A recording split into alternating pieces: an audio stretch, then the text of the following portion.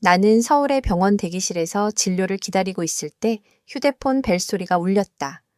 전화를 건 사람은 나의 외동딸 지은이었다. 그녀의 목소리는 낯설고 차가웠다. 엄마, 우리 내일 일본으로 여행 가. 돈이 필요해서 엄마의 전주 별장하고 차를 팔았어. 어쩔 수 없었어. 잘 있어. 뚝. 전화는 그렇게 끊겼다. 나는 40년 넘게 그녀를 키우고 위해 주었는데 하루아침에 버려진 기분이었다. 그러나 눈물이 터지지 않았다. 대신 이상하게도 가슴 한쪽에 잔잔한 평온이 찾아왔다. 내 이름은 김선희, 71살이다. 6달 전 내 남편 준호는 아침 식사 도중 심장마비로 세상을 떠났다. 늘 하던 대로 밥상에 김치찌개와 밥을 차려주고 내 이마에 입을 맞추며 잘 잤어, 여보? 라고 말한 것이 그의 마지막 인사였다. 그 후 지은이는 자주 찾아왔다.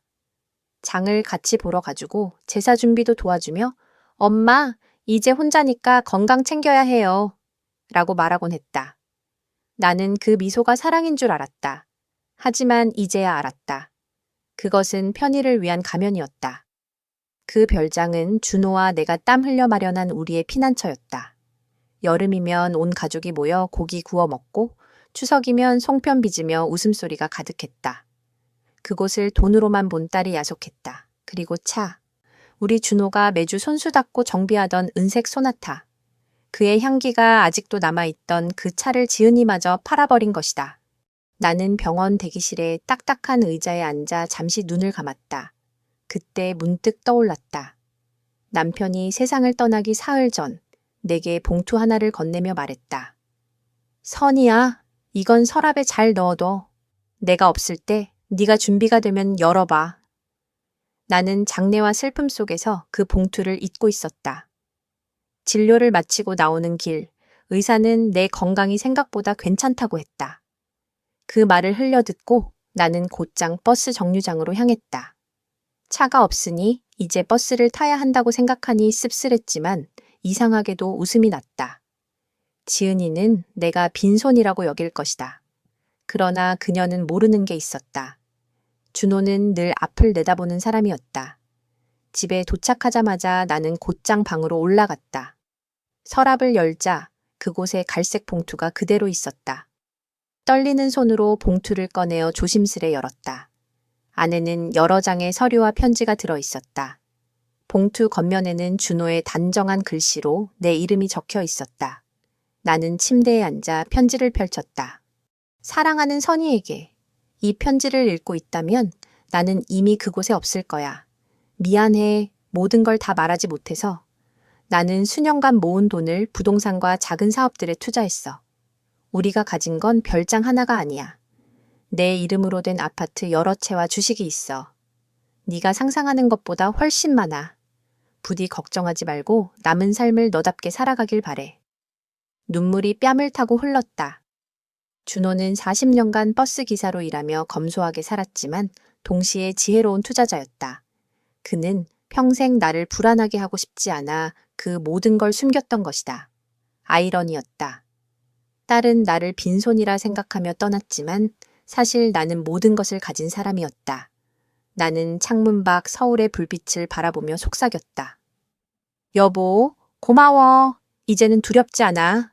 나는 벽에 걸린 가족 사진들을 바라보았다. 특히 5살 때 남편 준호의 무릎 위에 앉아 해맑게 웃던 지은이의 얼굴. 그 순수한 아이는 어디로 간 걸까? 언제 저렇게 냉정하고 계산적인 사람이 되었을까? 다음 날 새벽 전화벨이 울렸다. 또 지은이었다. 목소리는 어제보다 한결 부드러웠지만 나는 이미 그 말투에 속지 않기로 했다. 엄마, 잘 지내요? 집하고 차 판 돈은 이미 처리했어. 엄마 목도 계좌에 넣어뒀으니까 확인해봐요. 몇 달은 생활할 수 있을 거예요. 나는 차분히 물었다. 내 몫? 네, 엄마. 당연히 다 빼앗을 순 없잖아요. 30%는 엄마 드렸어요. 공평하죠? 나머지는 오빠랑 제가 필요해서. 유럽 투자 기회가 왔거든요. 이번에 성공하면 우리 인생이 바뀔 거예요. 내 집과 내 차의 30%. 그게 공평하다니. 나는 억지로 웃음을 지으며 대답했다. 그래, 몸 건강히 다녀와라. 역시 엄마는 이해심이 많으셔. 사랑해요. 뚝. 또 그렇게 전화를 끊었다. 나는 휴대폰을 쥔 채 한동안 멍하니 서 있다가 갑자기 웃음이 터져 나왔다. 남편이 떠난 뒤 처음으로 소리내어 웃었다. 내 딸은 나를 속이고 모욕하고 집에서 내쫓은 뒤 마치 은혜라도 베푸는 듯 굴었다. 그것도 고작 유럽 여행과 어설픈 사업 때문이었다. 돈보다 더 아픈 건 나를 버리는 그 태도가 너무나 쉬웠다는 사실이었다. 인터넷 뱅킹에 접속해보니 정말로 얼마간의 돈이 들어와 있었다. 그들에게는 넉넉한 선심처럼 보였겠지만 내게는 모욕이었다. 별장은 제값도 못 받고 팔렸고 준호가 애지중지하던 소나타는 헐값에 넘겨졌다. 그날 오후 창문 너머로 지은과 사위인 민수가 택시에 짐을 싣는 모습을 보았다. 민수는 커다란 여행 가방 2개를 들고 있었고 지은은 값비싼 가죽 가방을 어깨에 걸고 있었다. 두 사람은 서로 농담하며 키스를 나누었지만 내 창문을 올려다보지도 않았다. 나는 부엌 식탁에 앉아 따뜻한 녹차를 앞에 두고 준호의 서류들을 펼쳤다. 이제 결정을 내려야 했다. 변호사를 찾아가 모든 재산을 되찾을 수도 있었다. 하지만 내 마음은 법정 싸움이 아닌 더 깊은 교훈을 주는 방식으로 움직이고 있었다. 나는 준호의 장례식에서 조문을 왔던 변호사, 박 변호사에게 전화를 걸었다. 박 변호사님, 남편이 남긴 서류들을 발견했어요. 제가 이해하지 못하는 게 많습니다. 내일 아침 시간 괜찮으신가요? 네, 김선희 여사님. 꼭 오십시오. 그날 밤 오랜만에 깊이 잠들었다. 꿈속에서 준호가 익숙한 안락의자에 앉아 신문을 읽고 있었다. 나를 보며 미소 지으며 말했다. 이제야 일어나는구나, 여보. 네가 스스로를 지킬 때가 됐어. 새벽에 눈을 떴을 때 가슴 한가운데 낯선 힘이 자리 잡고 있었다. 그것은 행복도 슬픔도 아니었다. 결심이었다. 나는 와인색 원피스를 꺼내 입고 머리를 단정히 묶은 뒤 가볍게 화장을 했다. 거울 속에는 오랜만에 강인한 여자가 서 있었다. 도심에 있는 박 변호사의 사무실은 오래된 건물이었지만 대리석 바닥과 큰 창문이 고풍스러웠다. 그에게 서류를 내밀자 표정이 굳어졌다. 여사님, 이건 제가 예상한 것보다 훨씬 큽니다. 남편분께서 엄청난 준비를 하셨군요. 모든 서류는 합법적이고 실제 소유자는 여사님입니다. 게다가 따님이 판 별장은 불법 매매로 바로 되찾을 수 있습니다. 아닙니다, 변호사님. 법정에 세우고 싶지 않아요. 저는 다른 방법을 쓰고 싶습니다. 지금은 아무도 제가 이 모든 것의 주인이라는 사실을 모르게 해주세요.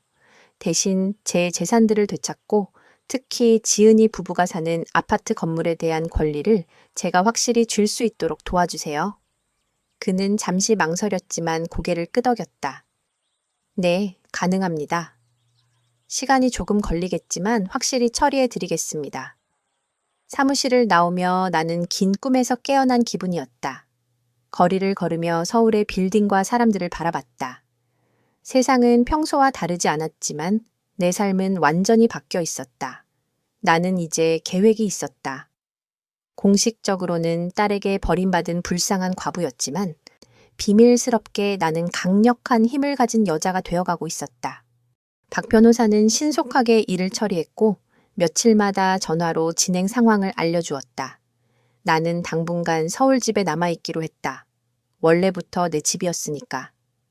아마 지은은 내가 원룸 같은 작은 곳으로 옮길 거라 생각했겠지만 그럴 필요는 없었다. 매일 아침 준호와 수십 년을 함께한 식탁에서 김치찌개와 밥을 차려 먹고 동네를 산책했다. 이웃들은 나를 볼 때마다 최근 남편을 잃은 과부라는 시선으로 연민과 호기심을 섞어 인사했다. 평생 이웃으로 지낸 순옥 아주머니가 어느 날 내가 화분에 물을 주고 있을 때 다가왔다. 선희 씨, 지은이가 민수랑 유럽으로 갔다던데 혼자 계신 거예요? 네, 아주머니.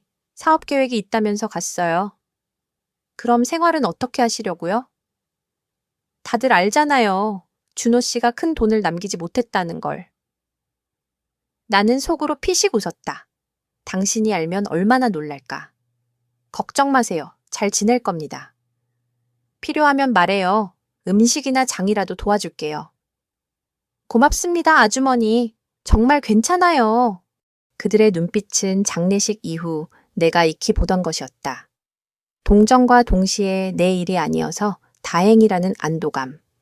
정육점 주인도, 반찬 가게 아주머니도, 슈퍼 직원도 같은 목소리로 말을 걸었다. 나는 늘 고개 숙여 인사하며 고맙다고 했지만 속으로는 이 이중 생활이 오히려 즐거웠다. 어느 수요일 아침 박 변호사에게서 전화가 왔다.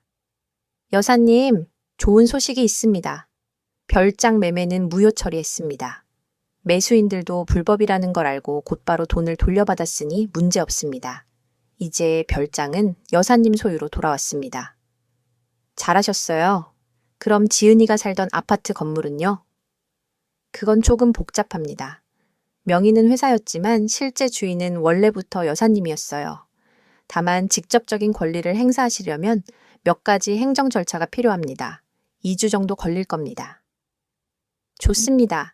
계속 진행해 주세요. 전화를 끊고 나서 나는 주방에서 커피를 마시며 지은을 떠올렸다. 그녀가 유럽으로 떠난 지 3주가 지났는데 단 한 통의 전화도 문자도 엽서도 없었다. 돈을 챙기고 나자 나는 그녀의 삶에서 존재하지 않는 사람이 된 듯했다. 그러나 곧 상황은 바뀔 것이었다. 나는 버스를 타고 인천 앞바다에 있는 별장을 찾아갔다. 준호와 수백 번은 오갔던 길이었다. 크림색 페인트가 칠해진 작은 집. 마당에는 화분 몇 개가 놓여 있었지만 나머지는 그대로였다. 나는 길게 앉아 집을 1시간 동안 바라보았다. 지은이 어릴 적 모래사장에서 모래성을 쌓으며 뛰어놀던 여름날들, 준호가 고등어를 구우면 내가 부엌에서 나무를 묻히던 장면들, 명절마다 가족들이 모여 송편을 빚으며 웃던 모습들. 그 모든 추억이 단순한 거래로 바뀌어버렸다. 잠시 후 집에서 한 노인이 나와 내게 다가왔다. 아주머니, 괜찮으세요? 네, 고맙습니다. 그냥 옛날 생각이 나서요. 제가 이 집의 전 주인을 잘 알았거든요. 아, 안 됐죠. 우리도 중개인을 통해 샀는데 그 딸이 어머니가 병이 심해서 빨리 팔아야 한다더군요. 나중에 불법 매매라고 해서 돈을 돌려받고 집도 돌려줘야 했어요. 나는 가슴이 무거워졌다. 지은은 나를 아픈 환자로 꾸며대며 자신의 욕심을 정당화한 것이다. 나를 한 인간이 아닌 제거해야 할 장애물증으로 여긴 셈이었다. 그날 밤 나는 다시 박 변호사에게 전화를 걸었다. 변호사님, 한 가지 더 부탁이 있어요. 준호가 애지중지하던 그 은색 소나타도 되찾고 싶습니다. 그건 좀 어려울 수 있습니다. 차량은 여사님 명의였지만 따님이 위임장을 받아 매도했거든요. 위임장이라니요? 장례 직후 상속 절차를 돕는다고 지은 씨가 가져온 서류에 사인하신 기억 없으세요? 그 순간 모든 게 이어졌다. 나는 슬픔에 취해 제대로 읽지도 않고 서류에 서명했던 것이다. 지은의 계획은 그때부터 이미 시작되었다. 좋습니다, 변호사님. 힘들어도 해봅시다. 그 차도 반드시 돌려받고 싶습니다. 그 후 몇 주간 내 삶은 두 가지 얼굴을 가졌다. 아침에는 이웃들이 알던 가엾은 과부였다. 장을 보러 다니고 안부 인사를 받으며 억지 미소를 지었다. 하지만 오후가 되면 나는 완전히 달라졌다. 서류를 검토하며 박 변호사와 상의하고 준호가 남긴 투자 내역을 꼼꼼히 확인했다. 나는 놀라운 사실들을 알게 되었다. 준호는 평생 버스 기사였지만 동시에 대단한 투자자였다. 지은과 민수가 살던 아파트 건물은 단순히 월세 수입만이 아니었다. 그 지역은 가치가 급격히 상승하고 있었고 게다가 민수는 이미 그 건물을 담보로 빚을 잔뜩 지고 있었다. 모든 조각들이 맞춰지기 시작했다. 나는 이제 내 손으로 그들을 시험할 준비가 되어 있었다. 며칠 안에 모든 일이 정리되었다. 박 변호사는 빈틈없이 서류를 처리했고 며칠 강역으로 진척 상황을 설명해 주었다. 나는 당분간 서울집에 머물렀다. 원래 내 집이었으니 내가 떠날 이유는 없었다. 동네 사람들은 여전히 나를 불쌍한 과부처럼 대했지만 그들 눈길 뒤에는 내가 모르는 이야기가 도사리고 있었다. 어느 금요일 박 변호사에게서 전화가 왔다. 선희 씨, 모든 서류 정리 끝났습니다. 이제 모든 부동산과 권리를 여사님께서 직접 관리하실 수 있어요. 준호 씨의 소나타도 돌려받았습니다. 매수인이 제 지인이었는데 사정 설명하니 작은 위로금을 받고 차를 돌려주겠다고 하더군요. 나는 안도의 숨을 내쉬었다. 정말 잘하셨어요. 감사해요. 그리고 한 가지 더 해드릴 게 있습니다. 박 변호사가 덧붙였다. 혹시 따님에게 통지문을 보내시겠습니까? 무슨 통지요? 명도 통지서, 즉 퇴거 통지입니다. 잠깐의 정적이 흘렀다. 내가 정말 그걸 원하느냐는 목소리였다. 네, 보냅니다. 제 딸은 제게 중요하지 않다고 말했다. 이제 그녀가 진짜로 중요한 사람이 누구였는지 알게 해주고 싶습니다. 그날 오후 동네 소식통인 순옥 아주머니가 달려와 전했다. 선희야, 들었어? 민수네가 은행 문제에 걸렸다더라고. 친정오빠가 은행에서 일하는데 거기서 조사 들어간 거래가 있대. 아파트를 담보로 돈을 빌렸는데 알고 보니 그 아파트 소유권이 민수네가 가진 게 아니래. 정말요? 나는 일부러 담담한 척했다. 속으로는 모든 것이 계획대로 흘러가는 기분이었다.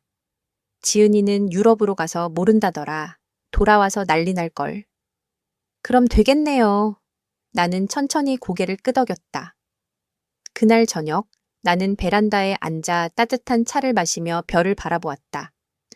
준호는 늘 밤하늘을 보며 좋은 삶을 산 사람의 영혼이 별이 된다 라고 말하곤 했다. 그 말이 사실이라면 지금 준호는 저 위에서 모든 걸 지켜보고 있을 것이다. 고마워요, 여보. 나는 속으로 인사를 건넸다. 다음 날 아침 일찍 박 변호사에게 전화가 걸려왔다. 선희 씨, 따님이 입국했습니다. 공항에 혼자 도착했답니다. 혼자라니요? 네, 민수 씨는 여기에 안 들어왔습니다. 유럽에서 두 사람 사이에 큰 싸움이 있었다는 소문이 있어요. 나는 미소를 지었다. 마침내 내가 예상한 순간이 오고 있었다. 박 변호사는 약속대로 바로 그날 따님에게 등기우편으로 명도 통지서를 보냈다. 수신 확인 결과 아파트 관리사무소의 관리인, 관리소장이 직접 받아줬다고 했다. 법적 기준에 따라 30일 내 퇴거하라는 내용이었다. 그리고 예상보다 이른 시점에 소식이 왔다. 동네에 정보를 빨리 전달하는 순옥 아주머니가 담 너머로 전해주었다. 선희야, 어젯밤에 내 딸이 돌아왔어. 캐리어 하나만 끌고 왔더라. 얼굴이 퀭하고 눈 밑이 새까맣더라고. 완전히 지쳐 보였어. 혼자 왔대. 키는 있었나요? 열쇠는? 나는 대수롭지 않은 척 물었다. 관리인에게 열쇠가 없어서 슈퍼바이저한테서 긴급 복사본 받아 겨우 들어갔다더라. 그 남편, 민수는 결국 안 오는 모양이야. 내 입가에 얕은 미소가 번졌다. 민수의 금융 문제는 점점 더 심각해졌고 그가 아파트를 담보로 한 대출은 되돌릴 수 없는 상황으로 치닫고 있었다. 지은은 남편을 믿고 나를 내팽개쳤다. 이번에는 그 대가를 치를 차례였다. 박 변호사에게서 다시 전화가 왔다. 선희 씨, 통지서는 전달됐고 관리인 확인도 받았습니다. 법적으로는 30일 내 퇴거를 요구할 수 있습니다. 알겠습니다. 저는 준비가 됐습니다. 그날 밤 나는 잠을 이루지 못했다. 딸이 통지문을 읽고 보일 얼굴을 상상했다. 처음엔 의아해하고 곧 불신하며 마지막엔 공포에 휩싸일 것이다. 그녀가 전화에 확인하려 들면 모든 것이 합법적으로 처리되었음을 알게 될 터였다. 다음 날 아침 8시 전화가 울렸다. 지은이었다. 목소리는 떨리고 절박했다. 엄마? 엄마, 제발. 당장 얘기할 수 있어요? 지금 너무 혼란스러워요. 나는 평온하게 대답했다. 잘 들어봐, 지은아. 네가 어떻게 된 건지 얘기해봐. 아이러니가 완벽하게 맞아떨어졌다. 지금 딸이 내게 손을 내밀어야 할 순간이 왔다. 그러면서도 나는 알고 있었다. 다음 단계에서 내가 어떤 선택을 하느냐에 따라 이 가족의 운명이 완전히 달라질 것임을, 민수가 다른 여자와 함께 유럽에 남았다는 사실을 알게 된 지은은 결국 혼자가 되어 나를 찾아왔다. 나를 버렸던 순간은 잊은 듯 이제야 엄마를 다시 떠올린 것이다. 물론이지, 지은아, 언제든 와라. 전화를 끊고 거울 앞에 섰다. 이 만남은 연극과도 같았다. 나는 가장 단정한 회색 원피스를 입고 머리를 단정히 틀어 올렸다. 표정도 연습했다. 걱정과 체념이 섞인 연약한 어머니의 얼굴을. 1시간쯤 뒤 문을 열자 눈앞에 지은은 충격적일 만큼 초라했다. 얼굴은 수척했고 눈 밑에는 깊은 다크서클이 드리워져 있었다. 값비싼 외제 코트는 구겨지고 초라해 보였으며 눈은 울다 부은 듯 붉었다. 엄마, 그녀가 순간 나를 안으려다 멈췄다. 지난날의 기억이 떠오른 듯 했다. 들어오렴. 따뜻한 커피 줄까? 네, 부탁드려요. 우리는 주방 식탁에 마주 앉았다. 불과 몇 주 전 내가 준호의 서류를 펼쳐보던 그 자리였다. 의자에 앉은 지은은 어린 시절 학교 문제로 울며 나에게 매달리던 모습과 겹쳐 보였다. 엄마, 내가 너무 잘못했어. 그렇게 떠난 거 미안해. 끔찍한 말을 했고 이제는 나에겐 아무도 없어. 그녀의 목소리는 갈라졌다. 민수는 파리에서 호텔 종업원이랑 도망쳤어. 유럽 사업이라는 건 다 거짓말이었어. 그는 단지 한국에서 진 빚을 피하고 엄마 집 팔아 마련한 돈으로 도망가고 싶었던 거야. 나는 고개를 끄덕였다. 그 많은 빚까지? 네. 아파트를 담보로 수년간 대출을 받아왔어. 그런데 그 아파트가 민수 소유가 아니었다는 걸 이제야 알았어. 은행에서 나한테까지 책임을 묻고 있어. 게다가 이 퇴거 통지서까지. 엄마, 나 어떡하지? 돈도 없고 직장도 없고 갈 곳도 없어. 그녀는 고개를 떨구며 울었다. 진짜 절망의 눈물이었다. 잠시 모성애가 흔들렸다. 안아주고 싶었다. 하지만 곧 나는 떠올렸다. 병원 대기실에서 들었던 그녀의 차가운 목소리를, 나를 짐짝처럼 버리던 순간을. 변호사에게 물어봤니? 돈이 없어, 미애 엄마. 남은 돈도 민수가 다 챙겨서 도망쳤어. 그럼 앞으로 어떻게 하려니? 엄마 집에서 잠깐만 지내면 안 될까? 직장 구해서 작은 방이라도 얻을 때까지만. 그 말, 내가 기다리던 순간이었다. 나를 내쫓고 내 물건을 팔아치우고 쓰레기 취급하던 그녀가 이제는 내게 구원을 청했다. 그래, 지은아, 여긴 언제나 네 집이다. 그녀는 놀란 눈빛으로 나를 보았다. 정말 엄마? 그동안 내가 한 짓인데도? 넌 내 딸이잖니. 그건 변하지 않아. 이번에는 그녀가 나를 끌어안았다. 물에 빠진 사람이 붙잡은 동아줄처럼 절박한 포옹이었다. 나도 팔을 감쌌다. 하지만 예전처럼 무조건적인 사랑은 아니었다. 이제 내 포옹에는 계산과 전략이 담겨 있었다. 엄마 고마워. 곧 직장도 찾고 짐 되지 않을게. 지금은 그런 거 걱정 말고 쉬어라. 회복하면 그때 생각해보자. 그날 오후 지은은 아파트에 남은 짐을 가져오겠다며 나갔다. 나는 부엌에 앉아 생각했다. 모든 게 얼마나 쉽게 흘러갔는지. 그녀는 내가 준비한 그림 그대로 무너져 들어왔고 나를 여전히 버려진 불쌍한 어머니로 믿고 있었다. 하지만 이건 시작일 뿐이었다. 그녀가 내 집에 머무르는 동안 나는 진짜 계획을 차근차근 펼칠 수 있었다. 밤이 되자 나는 박 변호사에게 전화를 걸었다. 박 변호사님, 민수의 빚을 전부 조사해 주세요. 어느 은행, 어떤 규모인지, 그리고 지은을 그 빚에서 법적으로 분리할 수 있는 방법까지. 시간은 좀 걸리지만 가능합니다. 좋습니다. 절대 비밀로 진행해 주세요. 아무도 내가 움직이고 있다는 걸 알아서는 안 됩니다. 알겠습니다. 그런데 최종 목적이 무엇입니까? 나는 잠시 웃었다. 간단합니다. 딸을 구하긴 할 겁니다. 하지만 그 전에 진짜 밑바닥이 어떤 의미인지 뼈저리게 배우게 할 겁니다. 전화를 끊고 준호가 생전에 아껴두었던 특별한 날을 위한 막걸리 한 병을 열었다. 오늘이 바로 그날 같았다. 게임은 이미 시작되었고 내 손에는 가장 유리한 패가 쥐어져 있었다. 다음 날 지은은 2개의 캐리어와 낡은 박스 하나를 들고 돌아와 내 집의 옛 방에 짐을 풀었다. 고급 아파트에서 살던 여자가 10대 시절 머물던 작은 방으로 돌아와 물건을 정리하는 모습은 치욕 그 자체였다. 엄마, 이건 아파트에서 찾았어. 지은이 서류 봉투 하나를 내밀었다. 민수 짐 속에 있었는데 봉투에 엄마 이름이 적혀 있어. 심장이 철렁 내려앉았다. 분명 준호의 글씨였다. 그러나 내가 서랍에서 발견했던 봉투와는 다른 것이었다. 더 작고 더 최근의 흔적. 정말 이상하네. 나는 침착하게 말했다. 민수가 아빠 유품 속에서 찾았는데 깜빡 잊고 안 들인 걸 수도 있어. 내가 열어도 되겠니? 나는 봉투를 조심스레 열었다. 그리고 새로운 비밀이 눈앞에 펼쳐졌다. 봉투 안에는 짧은 편지 한 장과 작은 열쇠 하나가 들어 있었다.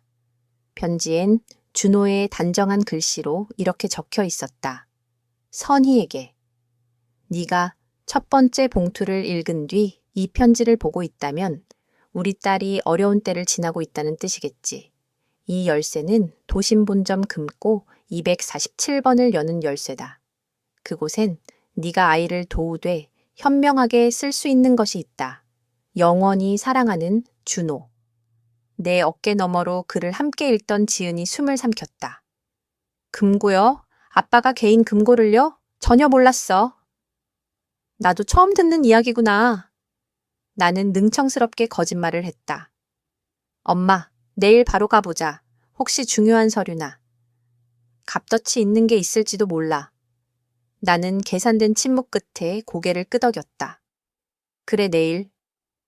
그날 밤 우리는 몇 달 만에 처음으로 같은 식탁에 앉아 저녁을 먹었다.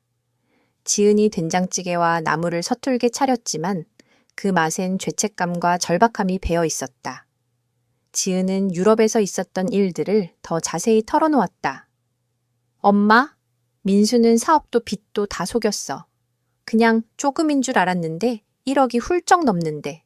더 끔찍한 건 내 이름으로 된 대출도 있대. 서명을 위조했나 봐. 예전에 통장 공동 관리한다면서 내가 준 서류들을 이용한 것 같아. 증명할 수 있니? 네가 몰랐다는 걸. 모르겠어. 결혼했었다는 이유로 은행은 나도 책임이라고 해. 이혼은? 민수 행방도 몰라. 전화도 이메일도 다 끊겼어. 사람 자체가 사라진 것 같아. 나는 속으로 완벽하군 하고 생각했다. 쥐는 도망쳤고 아이는 배신의 맛을 제대로 보고 있었다. 안 됐다, 지은아. 이렇게까지 힘든 줄은 몰랐구나. 지은은 울음을 터뜨렸다. 내가 너무 어리석었어. 엄마 인생까지 망가뜨렸어. 엄마 집도 팔아버리고 아빠 차도 물건들도 다 민수에게 갖다 바쳤는데 그 사람은 도망쳤어. 우린 이제 가진 것도 없는 두 여자야. 지난 일이다, 지은아. 우린 방법을 찾을 거야. 물론 만약 그녀가 알았다면 이 순간에도 내가 그녀가 상상도 못할 만큼의 자산을 쥐고 있고 그녀가 살던 건물의 실제 주인이 나라는 사실을 이런 말은 하지 않았겠지. 아직은 때가 아니었다. 다음 날 우리는 시내은행 본점 지하 금고실로 갔다. 직원은 내 신분을 확인하고 247번 상자를 꺼내 주었다. 뚜껑을 열자 비단 보자기에 쌓인 보석들이 반짝였다. 반지, 목걸이, 팔찌, 귀고리. 그 사이엔 비치 놀이개와 옥비녀 같은 한복 장신구도 있었다. 몇몇은 준호 집안에서 내려온 유품이었고 생전 내가 모르는 새로 산 것들도 있었다. 구성과 대략의 시가를 적은 준호의 메모가 함께였다. 엄마, 이건 거의 보물창고야. 지은이 숨을 들이켰다. 여기 비치 목걸이만 해도 얼마겠어. 아빠가 이렇게까지 모아두셨다니. 메모에는 보석류의 추정가가 약 2억 원 안팎이라고 적혀 있었다. 결코 작은 돈은 아니었지만 나에게 남겨진 다른 자산들에 비하면 소파 밑에서 주운 동전 같은 규모였다. 어떻게 할까? 내가 물었다. 일부만이라도 팔자. 엄마는 별장 되찾고 나는 급한 빚부터 막아야 해. 안 그러면 은행이 바로 압류 들어올 거야. 아버지의 유산으로 민수의 빚을 갚겠다는 거니? 선택지가 없어, 엄마. 지금 당장 뭘 갚지 않으면 모든 게 무너져. 법적 문제들도 걸려 있어서 취직도 쉽지 않아. 누가 이런 상황에 사람을 뽑겠어. 우리는 보석들을 집으로 가져왔다. 지은은 주방 식탁에 하나씩 펼쳐놓고 팔 것과 남길 것을 구분하며 노트북으로 표를 만들기 시작했다. 수십 년 쌓인 가족의 역사들이 셀 몇 칸의 숫자로 환산되는 모습을 지켜보는 일은 고통스러웠다. 며칠 뒤 지은이 조심스레 말했다. 엄마, 시세를 다 합쳐보면 대략 1억 8천만 원 정도 받을 수 있을 것 같아. 기대보다 적지만 가장 급한 건 막을 수 있어. 정말 그렇게 하겠니? 방법이 없어. 안 갚으면 전부 압류될 거야. 심지어 내가 법적으로 뭔가 연루됐다고 판단되면 이 집까지 위험해질 수도 있어. 지은의 목끝이 다시 떨렸다. 나는 조용히 그녀의 시선을 받아냈다. 그래, 아직은 배우는 중이구나. 이제야 비로소 다음 수를 둘 때였다. 상황은 아이러니 그 자체였다. 지은은 내가 소유한 집을 잃을까 전전긍긍했고 이미 그녀를 버린 남편의 빚을 갚으려 아버지가 남긴 보석을 팔 궁리를 했다. 정작 그 재산을 만든 사람은 준호였고 그 포춘은 지금도 그녀를 살릴 힘을 가지고 있었다. 어떤 빚부터 갚을 거니? 내가 물었다. 은행에서 무료 상담을 받아봤어. 담보 잡힌 빚부터 우선 갚아야 한대. 그렇지 않으면 당장 집이 압류될 수도 있으니까. 그녀의 목소리에는 예전과 달리 신중함이 배어 있었다. 내 물건을 팔아치우며 제멋대로 굴던 그 아이가 이제는 은행 서류 한 장에도 떨며 계산하는 사람이 되어 있었다. 고통이 그녀를 성숙하게 만들었지만 동시에 더 연약하게도 만들었다. 그날 밤 지은이 식탁 위에서 빚 관련 서류를 정리할 때 전화가 왔다. 박 변호사였다. 여사님, 민수의 채무 내역을 모두 확인했습니다. 예상보다 훨씬 심각합니다. 얼마나 말입니까? 은행 빚만 20억 원이 넘고 사채까지 끼어 있습니다. 더 큰 문제는 따님의 도장이 위조된 대출이 포함되어 있다는 겁니다. 법적으로 지은 씨가 책임을 질 수 있는 구조죠. 물론 우리가 사기와 강요를 입증한다면 빠져나올 수는 있습니다. 하지만 전문 변호사 비용만 해도 최소 5천만 원 이상 들고 승산도 장담할 수 없습니다. 나는 잠시 침묵하다가 말했다. 필요한 모든 절차를 준비해 주세요. 다만 지은에겐 아무 말도 하지 마세요. 여사님이 직접 비용을 부담하시겠다는 겁니까? 네. 어떤 수단이든 제 딸을 지켜야 합니다. 다만 방식은 제가 정합니다. 전화를 끊고 거실로 나가니 지은이 보석들을 바라보고 있었다. 잃어버린 장난감을 어쩌지 못하는 아이처럼 허탈하고 무력한 눈빛이었다. 무슨 생각하니, 지은아? 아빠 생각이 났어. 내가 이렇게 된 걸 보셨다면 얼마나 실망하셨을까. 가족을 소중히 여기라고 가르쳐 주셨는데 난 정반대로 살았어. 엄마를 버리고 집을 팔고 결국 아무것도 남지 않았어. 처음으로 그녀의 목소리에서 진짜 후회가 묻어났다. 단순히 결과를 한탄하는 게 아니라 도덕적으로 자신이 잘못했음을 인정하는 듯했다. 사람은 누구나 실수해.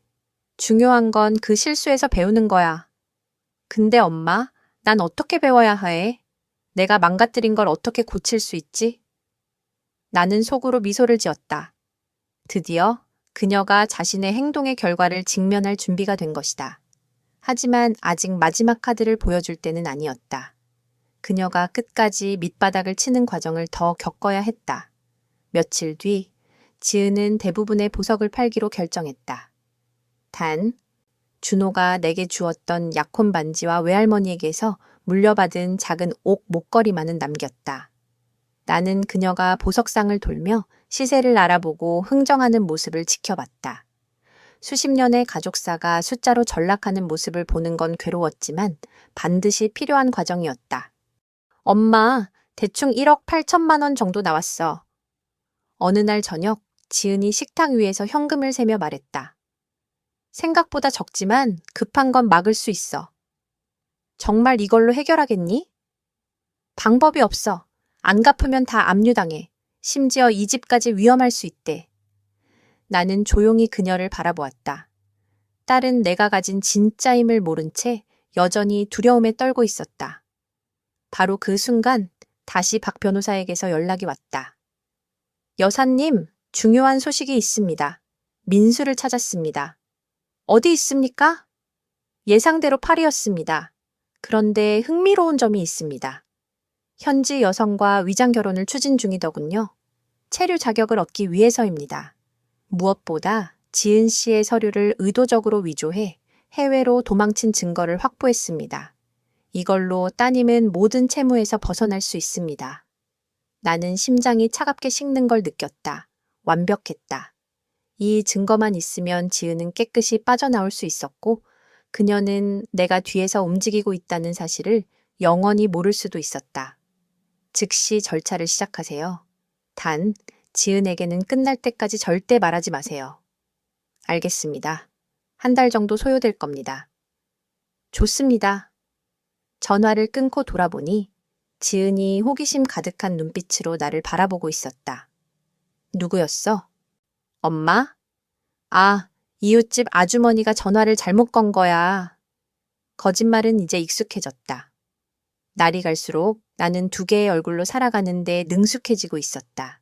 밖에서는 불쌍한 과부, 안에서는 모든 것을 쥔 진짜 주인으로.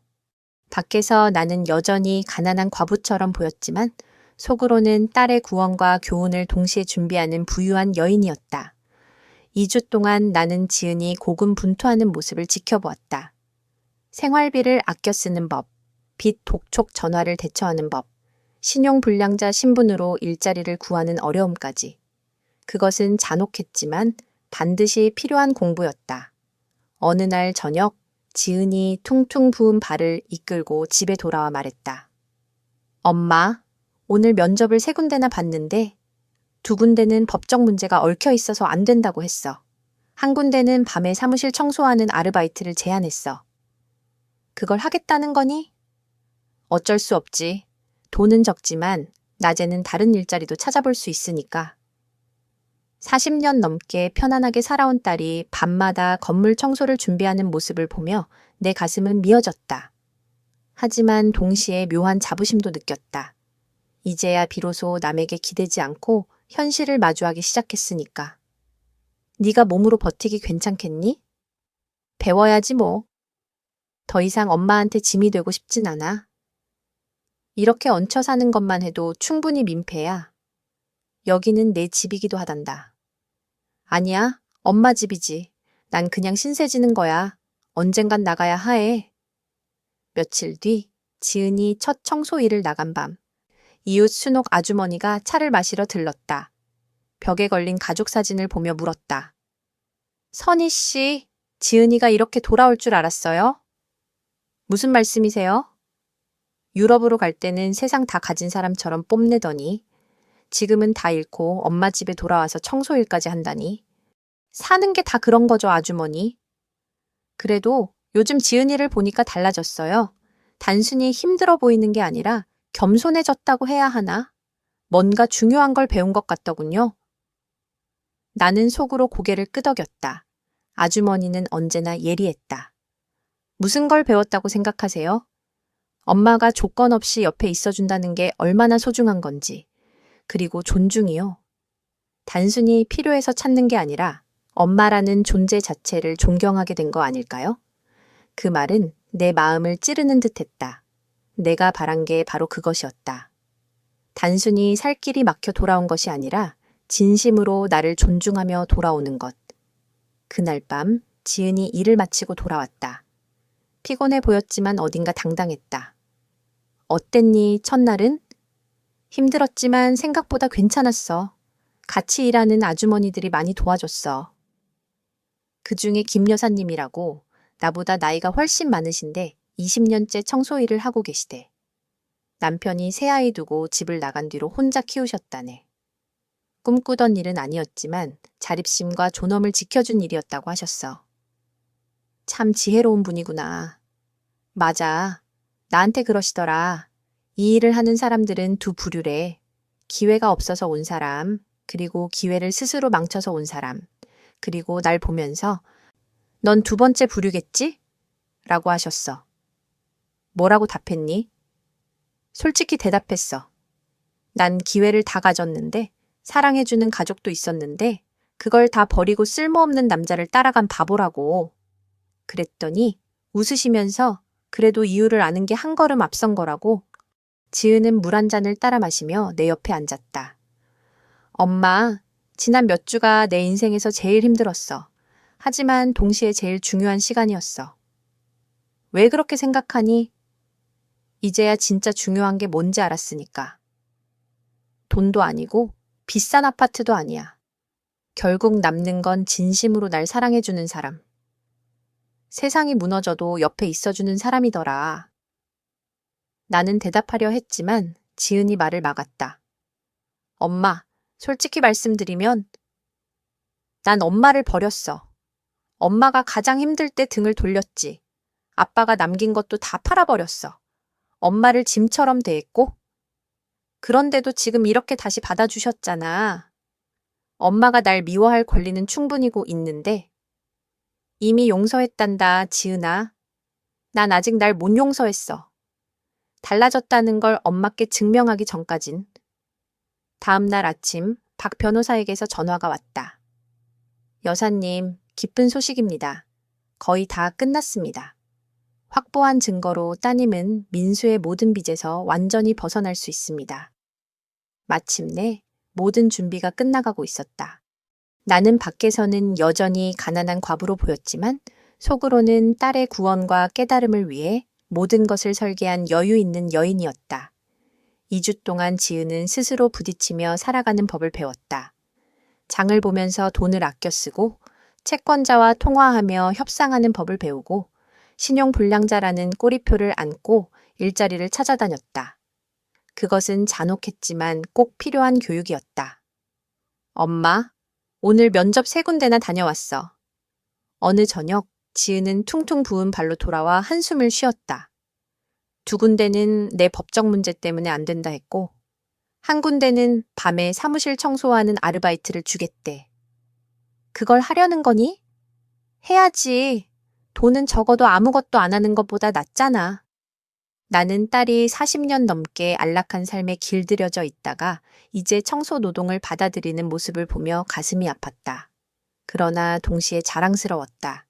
이제야 현실을 도망치지 않고 마주하고 있었으니까. 며칠 뒤 내가 기다리던 순간이 왔다. 박 변호사에게 전화를 걸었다. 이제 됐습니다, 변호사님. 딸에게 진실을 알려줄 때예요. 그 주 금요일 아침 우리는 변호사 사무실을 찾았다. 지은은 초라해진 몸에 어울리지 않는 예전 외투를 걸치고 불안하게 두 손을 비비고 있었다. 김 여사님, 지은 씨, 와 주셔서 감사합니다. 박 변호사가 미소로 맞이했다. 변호사님, 저에겐 돈이 없어요. 상담료도 못 낼 거예요. 그게 바로 오늘 드릴 말씀입니다. 박 변호사가 두꺼운 서류철을 건넸다. 지은은 읽어 내려가며 점점 표정이 바뀌었다. 민수가 제 도장을 위조했다는 증거? 그럼 빚은 제 책임이 아니라는? 맞습니다. 지난 몇 주 동안 조사한 결과 지은 씨는 명백한 피해자입니다. 지은은 멍한 얼굴로 나를 바라보았다. 근데 누가 이 조사를? 나는 숨을 고르고 말했다. 지은아, 아빠는 네가 알던 것보다 훨씬 많은 걸 남겨주셨단다. 박 변호사가 또 다른 서류철을 내밀었다. 그 안에는 아파트 등기권 리증, 은행 예금 증서, 투자 내역, 준호가 평생 모은 재산이 모두 들어있었다. 지은은 몇 분 동안 아무 말 없이 읽다가 충격과 혼란, 마침내 이해의 눈빛을 띄었다. 엄마, 이건 엄마가 내가 살던 아파트 건물의 실제 주인이라는 뜻이잖아? 그래. 그럼 내가 별장을 판 것도 불법 매매였지. 이미 되찾았다. 긴 침묵이 흘렀다. 지은이 떨리는 목소리로 물었다. 엄마는 이걸 다 알면서 내가 매일 울고 힘들어하는 걸 지켜봤던 거야? 그렇다. 왜? 왜 그때 바로 도와주지 않았어? 나는 깊은 숨을 내쉬며 대답했다.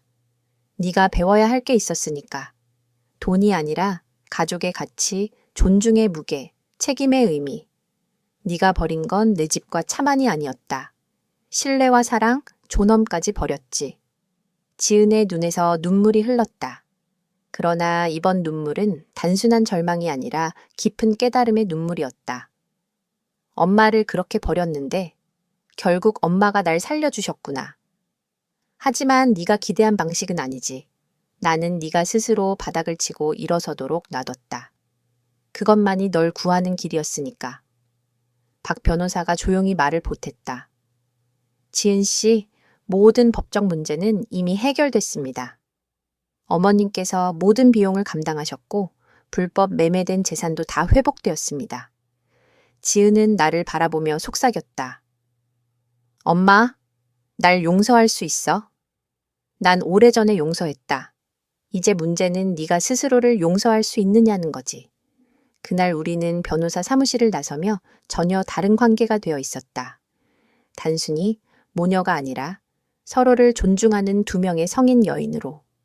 지은은 다시 청소 일을 이어가겠다고 했다. 엄마, 그냥 편하게 돌아가고 싶지 않아. 내가 어떤 사람이 되고 싶은지 잊지 않으려면 이 일을 계속해야 할 것 같아. 나는 그녀가 값싼 유니폼을 입는 모습을 지켜보며 불과 몇 달 전만 해도 상상할 수 없던 장면에 미소를 지었다. 이제 딸은 무너진 여인이 아니라 스스로 존엄을 찾아낸 여인이었다. 그날 오후 순옥 아주머니가 차를 마시러 와서 물었다. 선희 씨, 요즘 이상한 소문이 돌아요. 사실은 그렇게 가난하지 않다던데. 지은 씨가 변호사 사무실에 드나들고 은행빚도 다 갚았다잖아요. 나는 차를 따르며 조용히 웃었다. 사람들 말이란 게 늘 그렇죠. 하지만 정말이에요? 40년 지기 친구로서 묻는 거예요. 나는 눈을 감고 속으로 중얼거렸다. 준호는 나에게 모두를 남겨두고 갔어. 아주 많이. 얼마나 더 남겨두신 거예요? 순옥 아주머니가 물었다. 나는 조용히 미소 지으며 대답했다. 지은이와 내가 평생 돈 걱정 없이 살 만큼은 충분히. 순옥은 한동안 침묵하다가 고개를 끄덕였다. 그런데 왜 그동안 가난한 척을 하신 거예요? 나는 모든 이야기를 털어놓았다. 지은의 차가운 전화와 나의 침묵 속 계획, 딸이 바닥까지 떨어지도록 두었던 시간들, 그리고 박 변호사 사무실에서의 진실. 순옥은 한숨을 내쉬며 말했다. 선희 씨, 잔인하면서도 동시에 대단하네요. 잔인한 건 딸을 일부러 고생시키셨다는 거고, 대단한 건 결국 이유를 알기 때문이에요. 돈만 주셨다면 지은 씨는 절대 배우지 못했을 거예요. 맞아요. 그녀는 반드시 스스로 깨달아야 했어요. 가족의 의미, 존중의 무게, 책임의 소중함을. 그날 밤 지은은 퇴근하고 거실로 들어와 내 옆에 앉았다. 엄마, 오늘 동료 아주머니가 물으셨어. 너 그 북쪽 고급 아파트 건물 주인의 딸 맞니? 라고. 난 그렇다고 했어. 그리고 뭐라고 했니? 왜 일하면서 사냐고 묻더라. 그래서 대답했어.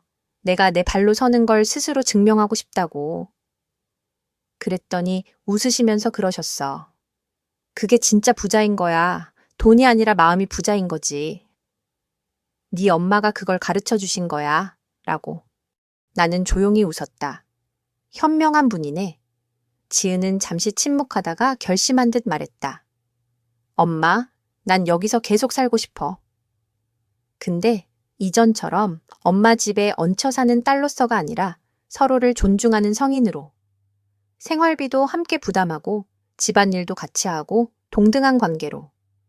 굳이 그럴 필요는 없단다. 아니야, 필요해. 예전엔 엄마의 사랑을 당연하게 생각했지만 이제는 아니야. 매일 존중과 감사로 갚고 싶어. 그녀는 청소 일을 계속할 거라고 했다. 하지만 언젠가는 대학원에 진학해 사회복지를 공부하겠다고.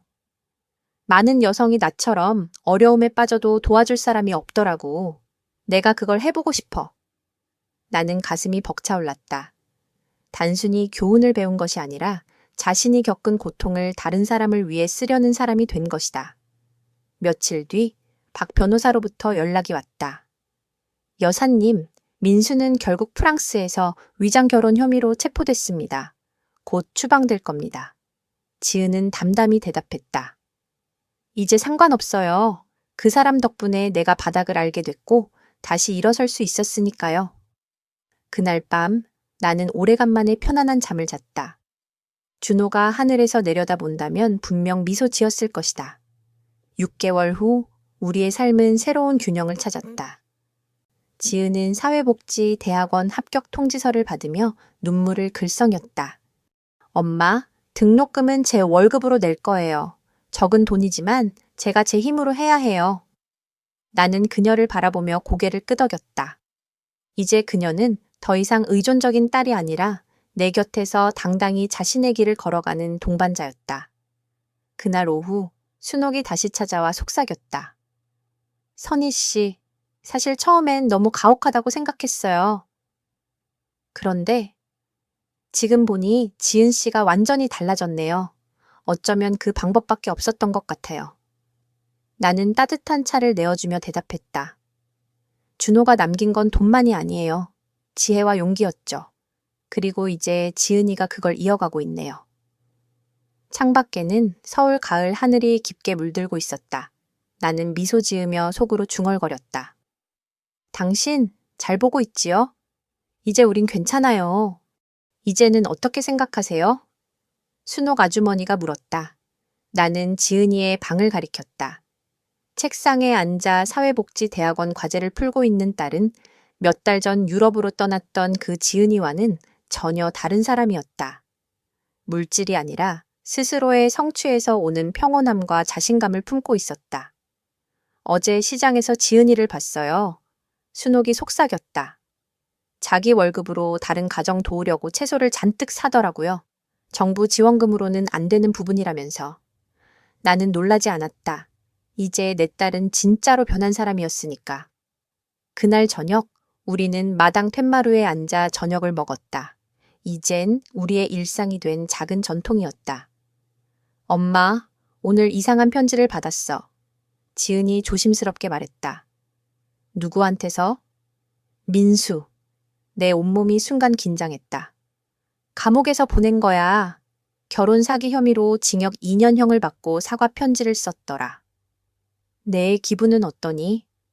솔직히 아무 감정도 없어. 분노도 슬픔도 원망도. 그냥 아주 오래전 일처럼 느껴져. 답장할 생각도 없어. 그와 살았던 옛날의 지은이는 이제 없으니까. 나는 그녀의 목소리에서 새로운 힘을 느꼈다. 바닥까지 내려갔다가 스스로 일어선 사람만이 가질 수 있는 강인함이었다. 엄마, 이번 경험을 통해 알았어. 진짜 사랑은 내가 듣고 싶은 말만 해주는 게 아니라 아프더라도 내가 배워야 할 걸 가르쳐 주는 거라는 거. 맞다, 지은아. 민수는 내 욕망만 채워줬지만 엄마는 나를 단단하게 만들어줬어. 그날 밤 지은이 방으로 들어가 공부를 이어가고 나는 홀로 마당에 앉아 밤하늘을 올려다보았다. 별빛 속에서 준호의 얼굴이 겹쳐 보였다. 여보, 약속 지켰어. 이제 딸은 스스로 일어설 줄 아는 여인이 되었어. 내 마음속에서 그가 대답하는 듯 했다. 난 이미 알고 있었어. 당신도 딸도 충분히 강하다는 걸. 다음 날 우리는 몇 달 만에 인천 앞바다 별장으로 향했다. 차 안은 고요했지만 편안했다. 준비됐니? 내가 물었다. 응, 이제는. 별장 앞에 도착하자 지은은 잠시 멈춰서서 집을 바라보았다. 그대로네. 근데 나는 달라졌어. 이 집을 팔던 내가 더는 아니야. 우리는 함께 집 안을 둘러보았다. 벽에 걸린 가족 사진, 오래된 가구, 정원에 남아있는 준호의 손길. 지은은 소파에 앉아 눈시울을 붉혔다. 엄마, 미안해. 단순히 집을 판 게 아니라 가족의 기억을 돈으로 바꿔버린 게 너무 부끄러워. 이미 용서했단다. 이 집은 우리가 함께했던 40년의 여름과 추석, 생일과 설날의 기억 그 자체야. 네 아빠가 직접 지은 텐마루도 그렇고 내가 가꾼 화단도 그렇지. 우리는 하루 종일 청소하고 요리하고 고장난 곳을 손봤다. 마치 과거와 화해하는 의식 같았다. 해가 질 무렵 텐마루에 앉아 바다를 바라보던 지은이 입을 열었다. 엄마, 제안이 있어. 이 집을 여성보호소로 바꾸면 어때요? 가정폭력이나 버림받은 여성들이 잠시 머물 수 있는 곳으로요. 나는 눈시울이 뜨거워졌다. 네 아빠도 분명 좋아하실 거야. 집은 나누었을 때 진짜 집이 된다 하셨으니까. 그날 밤 우리는 더 이상 피부 튀니까 어쩔 수 없이 함께 사는 모녀가 아니었다. 서로 존중하며 같은 길을 걷기로 선택한 두 여인이었다. 그리고 나는 조용히 속삭였다. 준호 씨, 해냈어요. 우리 딸은 진짜 부자가 됐어요. 돈이 아니라 마음이요.